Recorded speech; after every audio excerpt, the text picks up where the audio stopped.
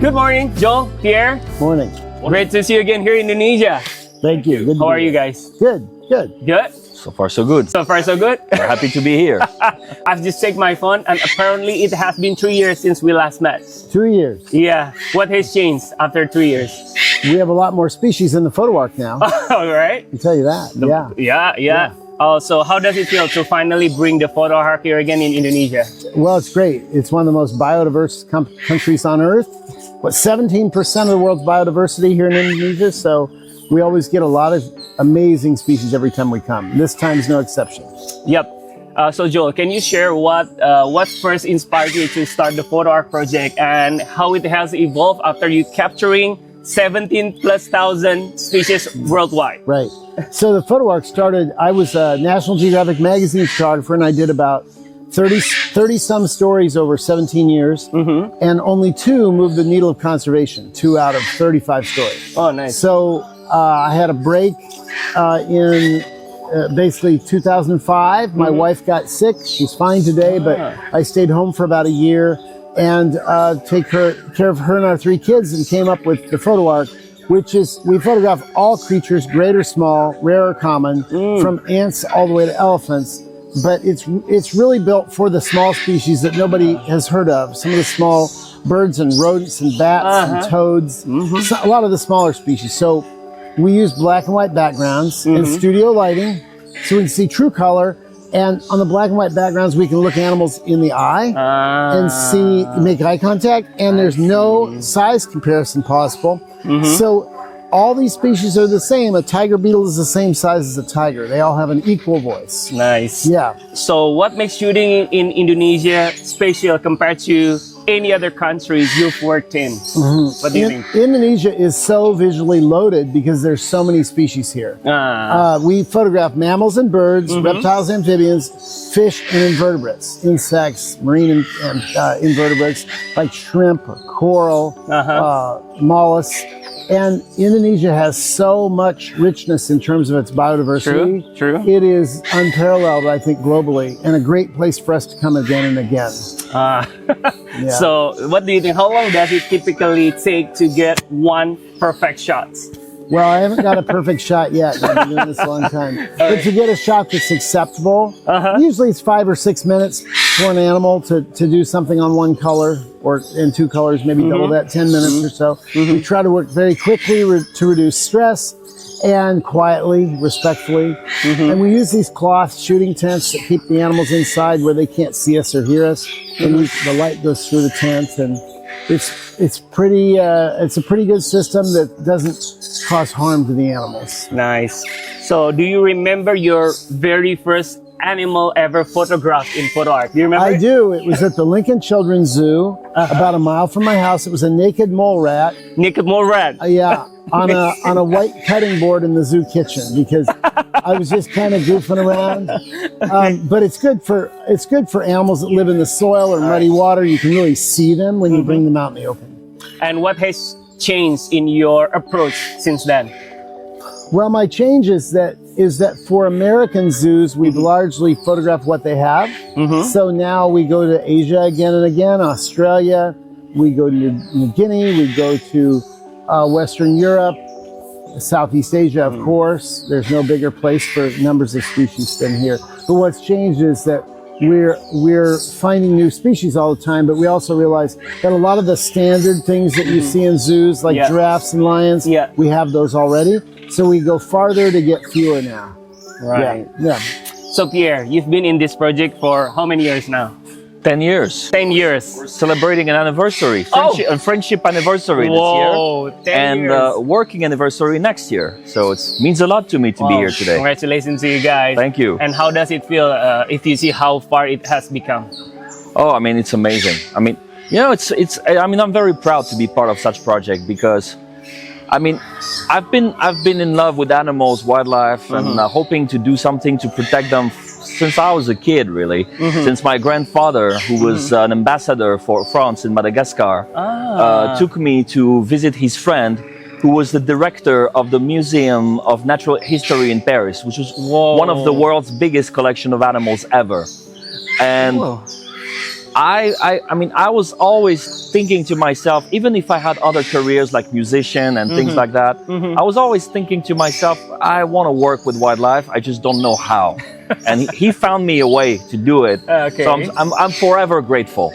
Like for several generations, I'll be grateful. So what's the most challenging part of handling this project so far? I would say it's the schedule organization because, Right. I mean, I'm blessed with a good memory. Yeah, So finding animal species that are new for Joel, I'm usually quite good at it. But handling the schedule and all the side things of the shooting, like making sure we're on time, making sure there's a car waiting for us to take us to the next place, making sure we are early enough at the airport so that our gear doesn't get lost, and making sure Joel is can rest in the evening so that the next day everything's prepared. All that, I think that's the greatest challenge because I was not used to doing that before. He shaped me into a producer in our 10 years of working together. Because before I was just like an amateur photographer, which is good. I mean, I was happy that way. But now I'm completely different. I'm a brand new professional asset. I don't know how to say that. All right, great. Oh, Yeah, thank you. he did a great job. I'm doing Back my to best. you, Joel. Yeah, you've worked with zoos and conservation institutions around the world. Yes. What stand out to you for Jagat Satwa Nusantara? Well, Taman Mini is a big deal, like a massive Thank you. footprint with a great collection, and it's in the right climate. A lot of zoos, when they keep tropical animals, they might be in a northern latitude, and that's harder on the animals. You know, it's more work. Here, the animals they're in the right temperature and humidity, and they thrive here. So that's a big deal to come here. Plus, the variety is such. The zoo really, to me, represents the best of what Indonesia has in the wild, and then some.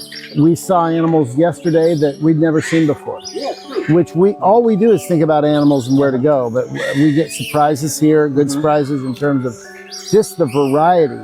And that's a huge deal, especially for a project. Next year will be our 20th year. We're not used to seeing a lot of surprises anymore, but we get pleasant surprises here. Lots of new species to photograph. And that's what drives the whole project. We go places where we think we can do the most good. So this is one of those places for sure. And I can add also that this is the only place where we're actually spending 2 days on this trip. Oh, really? Yep. Ah, That's how important this place is. glad to hear that from you guys. Okay, Indonesia is known for second largest biodiversity in the world. So what message you guys want to deliver through this Indonesian phase or Indonesian concept of chapter of Photo Ark? Well, we were talking about this at dinner the other night. It's about the habitat. I mean, it's about the habitat. we have to choose what we save now in nature has to be intentional from humans. We have to decide that forests are worth preserving. And they're not just worth preserving because of the lovely birds that you see in them. They're worth preserving because they help balance our climate and they help give us a good quality of life. They filter the air, they keep the planet cooler.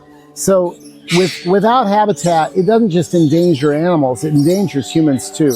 We really do need to save some of the forests in the tropics if we want to have a stable planet ourselves. That's a big deal. We use these species to tell the stories of these animals and of Taman Mini, but at its heart, we're talking about a global conservation initiative to get people to fall in love with these animals and want to do what they can to save all of it. If you could send one message to the next generation of wildlife photographer or wildlife conservationists in the future, what would it be? Well, I would say spend time out in nature. It's a lot better than being on your phone all the time, scrolling through your phone. True. It's much more interesting. It's better for your health. True. Much better for your health. And people aren't going to save what they don't love. And they won't love nature if they just sit in the dark and look at their phone. They won't save nature any better than we did. So it's really important to get out, come to a place like Taman Mini, experience nature, and fall in love with it as we have. Okay, nice. Spend time outdoor, guys, Yes. not just scrolling your phone. Right. That's right. One last question for you. Sure. Do you believe photography can truly change how people act toward wildlife? And if it's so, how? I do. I think that photographs have the power to change the world. We've seen it again and again through time. Will it be enough power? That's the big question. Will there be enough power in these photographs to get people to quit bulldozing all the forests, Yep. dredging the oceans, killing the coral? I don't know, but we're doing all we can right now with what we've got. Yeah. We don't think about what the world will look like in 100 years. We think about all we can do today, right now. And the Photo Ark is our answer to that. Okay. So we're going to the last segment now. I have a quick fire quiz for you, Joel. A quiz? So a quiz. You have to better help me on answer. You have to answer under 5 seconds. So don't God. think, just No. answer. Okay, ready, guys? This is for Joel. Under 5 seconds. Ready? Favorite animal to photograph? The next one. Okay. I have to love them all. Oh, wow. Right? That's a very good answer, actually. Next one. Okay. Most challenging species ever? Chimpanzees. Chimpanzees. Yeah, they're strong and fast and smarter than I am. Smarter Yeah. than all of you are here. Black or white background? Black. Why? The colors stand out a lot better. All right. But we do white also because it gives us a second chance to get the animal in a different pose. Yeah. And also, some publishers want white. Like children's books are often on white paper. Ah, okay. If you could photograph one extinct species, which would it be? The ivory-billed woodpecker. Sorry? The ivory-billed woodpecker. Nice. That's a bird, a woodpecker in North America that went extinct long ago. I would love it. Nice. Yeah. Last one.